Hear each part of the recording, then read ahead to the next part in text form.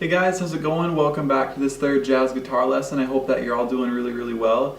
Thanks for coming back to check out the video, and for today we're going to be taking a look at, well, so far we've learned just those two main shell voicing shapes, obviously, with the skip string and then the adjacent strings. Now we're going to take a look at moving both those shapes up a set of strings so we can cover a little bit more fretboard territory. And these shapes are also going to sound really nice, comping up the fretboard a little bit higher so we can get some nice sounds out of them. They're also going to have a slightly different tone to them because they're going to be on a different set of strings, so the tone's going to be just a little brighter and a little airier. So I'm also going to try to keep this lesson just a little bit shorter. I know we've been covering a lot of good stuff in the past two lessons, so this lesson just going to kind of tie off a couple loose ends here and then kind of give you guys basically all the shell voicings that you need to know. And basically with these, you can comp through a whole bunch of standards, really master them, and then from there we're going to take a look, at adding another note in, doing away with a root on a lot of these, and yeah, get into some more ways that we can expand upon these ideas. But yeah, so for today we're just going to be taking a look at shifting these up a set of strings, getting some more options to choose from, and it should add a lot to your comping. So yeah, let's get right into it, and we'll take a look at shape 1 first of all. Alright guys, so shape 1. Now just to differentiate between these two shapes, because they're obviously going to still be called shape 1 for both of them, I'll say shape 1 on an E string root or shape 1 on an A string root, because that'll be the main difference.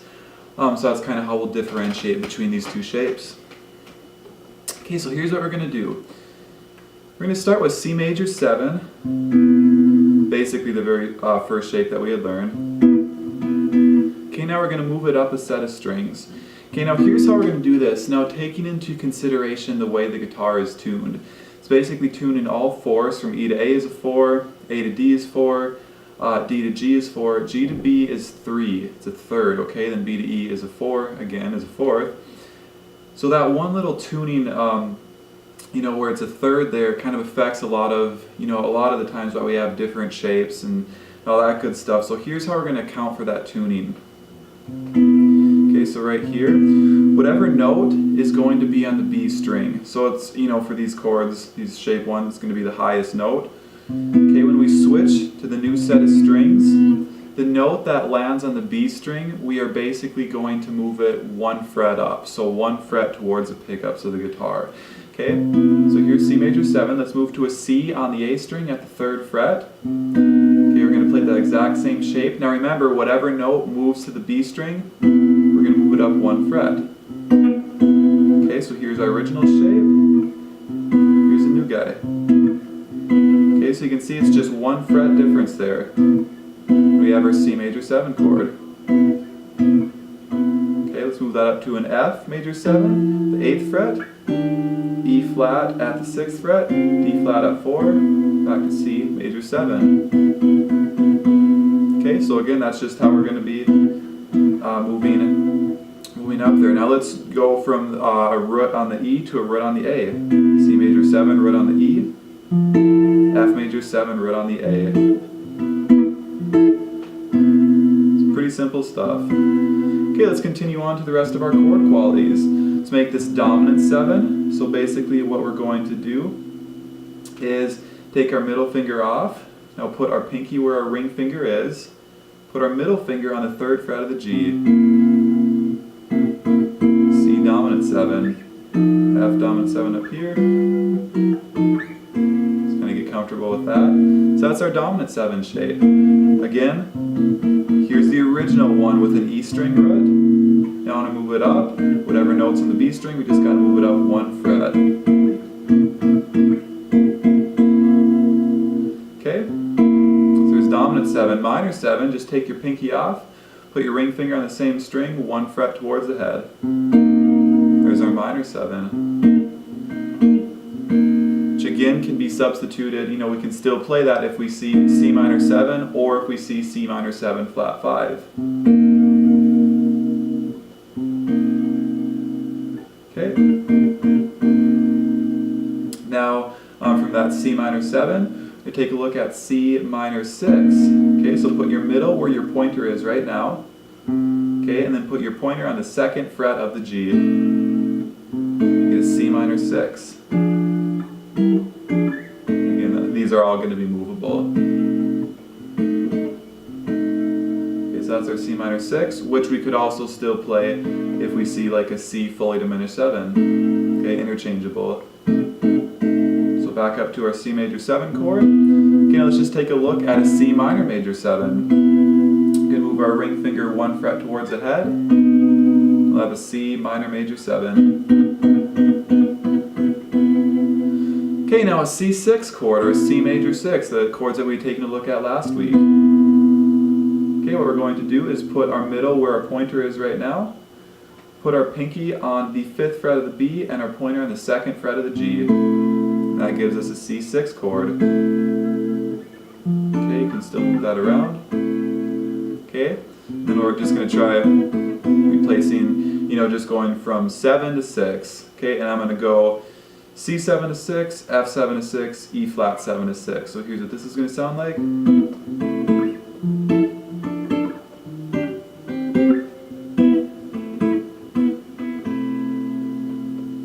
Okay, so a nice sound of that. So that is our 6th chord there. Okay, now let's just play a quick 2-5-1 progression with these new shapes. Obviously they're, again, really similar to the shapes that we'd worked with before, but just to make sure that we get comfortable with them, because even one note shifting just 1 fret can still make a pretty big difference with how we visualize these and getting comfortable with them.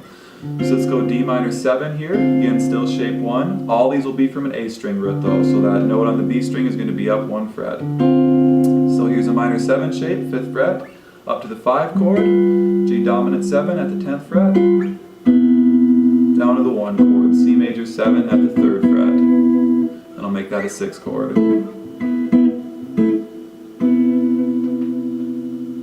Okay, so there's all of our shape 1 chords. Again, probably a good idea to find a couple different ways to finger each of those chords, just if the need be, if you're reaching for another note or play another note on a higher string. We'll get into that more later on, but just make sure to find a couple different fingerings for each of those. Obviously there's only so many ways that you can actually finger each of those chords. But at any rate, those are shape 1, all of our shape 1 voicings there. So let's now move on to shape 2. We'll go through all those voicings, and then also how to add that 5th in the bass to get smoother voice leading, as we had also taken a look at last week. So yeah, let's take a look at that now. Alright guys, so our shape 2, the exact same principle is going to apply. Whatever note lands on the B string, we're going to move that note up exactly 1 fret towards the pickups of the guitar. So let's take an F major 7, shape 2, with the root on the A. And again, here you can kind of see, just for the sake of showing you guys, I'm kind of switching out my pinky or my ring, get the exact same sound, but I could add my pinky in up there, or my ring down here. Again, there's a lot of fingering options for these, so like I just said, make sure to kind of work out some different fingerings. So here's a shape we already know. Let's move it down to an F note, 3rd fret of the D. Okay, now here's the exact same shape we were just playing, right? Okay, now again, whatever note is landing on our B string, we have to move it up 1 fret. And we end up with this. So where my ring was before, here's the shape where my ring was, I'm just putting the pinky on 1 fret up, same string. And we get our F major 7 chord. F dominant 7, I'm just moving that pinky 1 fret towards the headstock of the guitar. And we get our F dominant 7 chord. F minor 7. I'm going to replace my middle with my ring and move my pointer 1 fret towards the head of the guitar. Okay, so then we get an F minor 7 chord there. Okay, really pretty voicing of that. Love how that sounds. Okay, now we will move on to an F minor 6. All we're going to do for that is put our pinky 1 fret towards the headstock of the guitar. We have an F minor 6 chord. Okay, back up to an F minor 7. Okay, so 7, 6, 7, 6. Remember, this F minor 7 can also still substitute in for an F minor 7 flat 5. And this F minor 6 can also substitute in for an F fully diminished 7 chord. Okay, so let's go back up to just a standard F major 7. Okay, now how we make this a 6 chord, a major 6, is extremely simple. Where our pinky is, just put our ring finger on the exact same string, but 2 frets towards the head. So 2 frets down. Okay, so pretty simple stuff there, getting that 6 in there. Okay, let's move that up to B flat, same exact chord shape. 7, 6, 7, 6. Let's move down to G flat now. 7, 6, 7, 6, 7, 6, 7, and down to 6 again.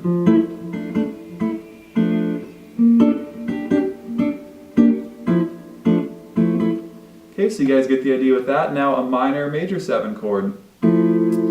Start with our major 7 here and just move your pointer finger 1 fret towards the head of the guitar. We have a minor major 7 chord.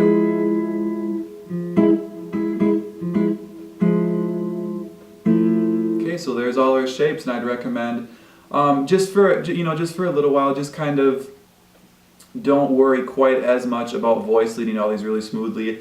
Just try to mix up the shapes a little bit with the first shapes we had learned from week 1. So for instance, okay, let's take this shape 1 here, the first shape from a low E root. Okay, then let's take G dominant 7 from an A root, shape 2. Okay, so shape 1, shape 2, the ones we already know. Then let's take one of the new chords, a C major 7, shape 2 from a D string root. And we'll put, just put that up here on the D string.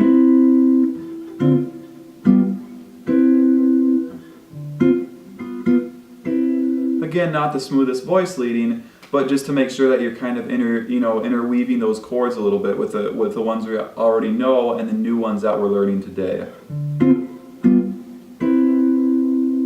Okay,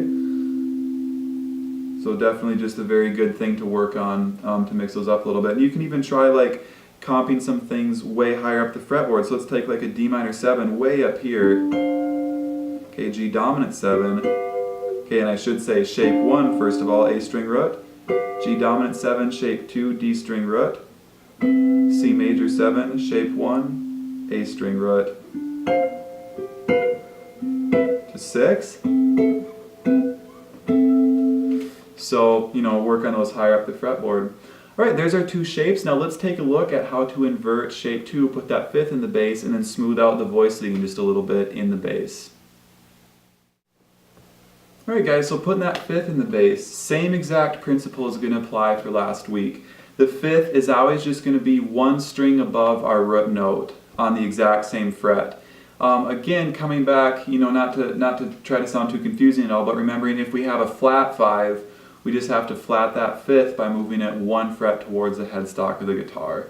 And remember, our chords with the flat 5 are like a minor 7, flat 5. Obviously the flat 5 is specified in there right off the bat. Or a fully diminished 7 chord, which also has a flat 5 in it. So, if you see those 2 chords coming at you, you can know if you're going to put that 5th in the bass, you just have to flat it. No matter where you're at, you're just going to move it 1 fret towards the headstock of the guitar, and you should be good to go. Okay, so let's work with our F major 7 chord again, just to keep it simple, since we've been working with this for a little bit.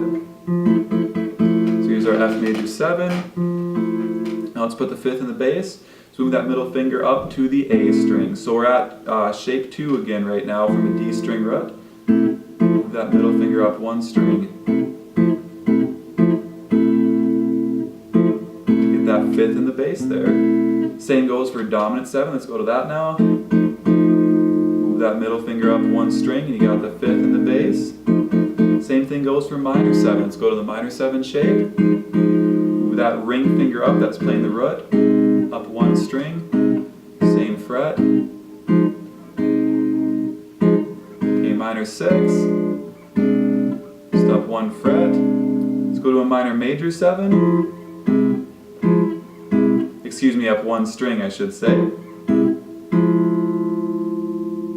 Sorry if I said that a couple times by the way. So just going up 1 string there, and we'll have our fifth. So that's what's really nice. You know, even if we're playing like say we're playing a C major 7 up here, that fifth is still just always right next to the root, just on the string up, same fret.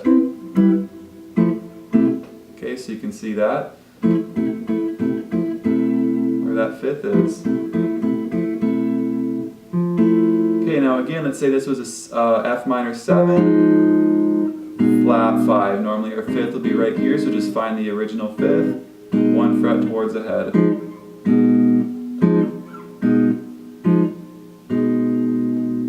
You'll be good to go with that.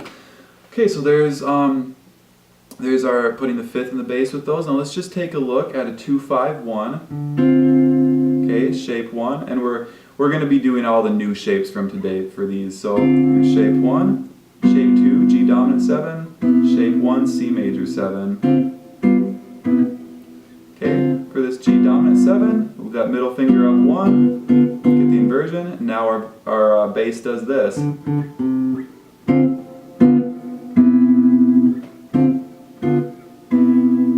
Okay, to the 6th chord.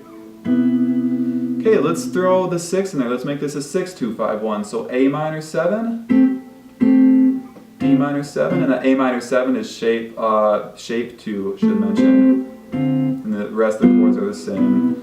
Let's invert that A minor 7. Let's move that ring finger up 1 string there, to D minor 7, G dominant 7, C major 7. Now instead of our voice doing this, or our bass doing this, our bass is now doing this. Okay? So you can hear how that really smooths everything out, makes it really nice. Let's do the same thing up here really quickly. We're going to take shape 1, play A minor 7, same progression, just a different spot. A minor 7 up here, shape 1, D minor 7 right here, shape 2, okay, at the 12th fret. Okay, G dominant 7, shape 1, C major 7, shape 2. We'll leave that A minor 7 the same. D minor 7, let's put the fifth in the bass, smooth it out a little bit.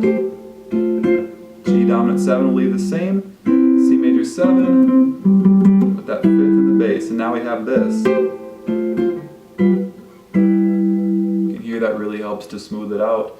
So at any rate, you know, all this stuff is basically what we've already been working with, what we already know. But just up a set of strings, and now you can start kind of interweaving these. Like here's shape 1, D minor 7, the chords we had worked with our first week. G dominant 7, shape 2, same thing, chords we'd worked with the first week. Now here's one of our new chords, C major 7. We'd already kind of done this a little bit earlier, but now put that fifth in the bass and add the 6 in, so we get this.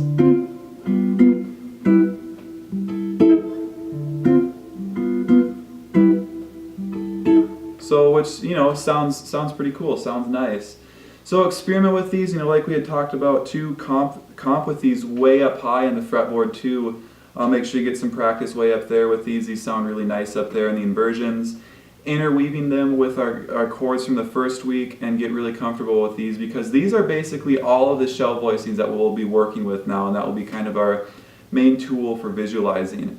So make sure you really get comfortable with these, work a lot with them, you know, use the chords from the first week to comp through a standard, then the chords from this week, then mix them up, you know, use the inversions and everything, and go from there. So at any rate, yeah, that kind of finishes off our shell voicings.